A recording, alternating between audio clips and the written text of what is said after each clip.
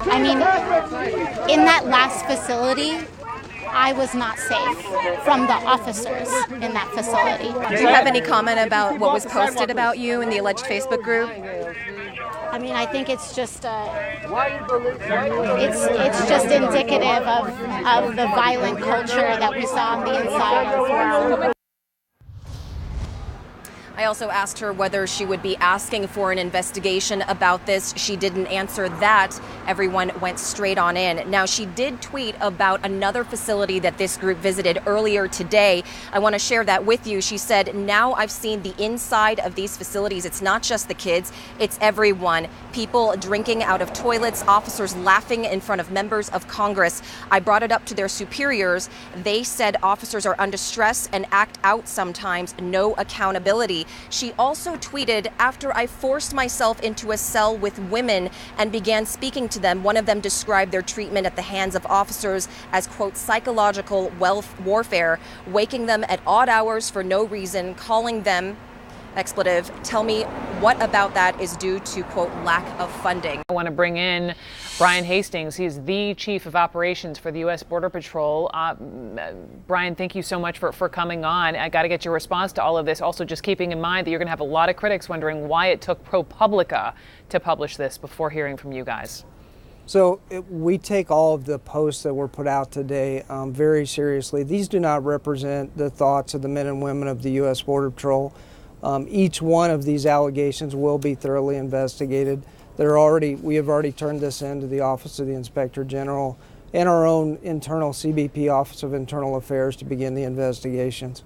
Congresswoman Alexandria Ocasio-Cortez visiting one of these facilities. She says she didn't feel safe inside, even because of the agents. To her, you would say what?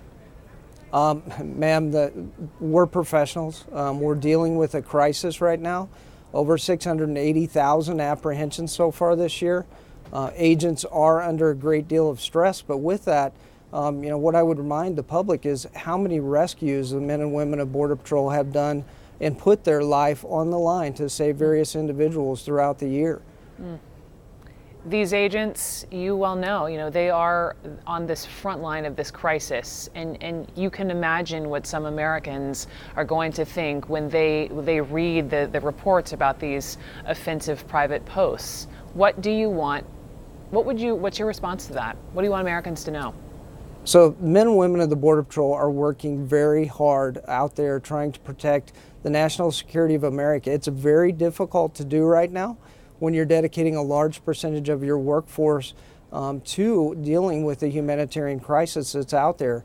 And men and women of the Border Patrol are out there risking their lives every day to do the job right now. So don't let the actions of a few be representative of the whole is what I would ask.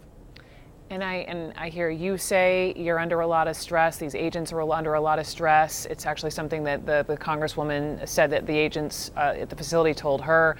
But if once you go through, this process of investigation and you end up having to fire agents because of this, I mean, final question: you're already understaffed.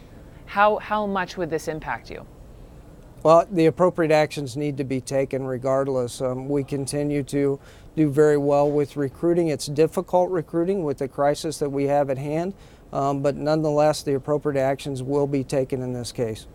Brian Hastings, thank you so much for coming on and answering some of these questions as this is just coming to us. Chief of Operations for the U.S.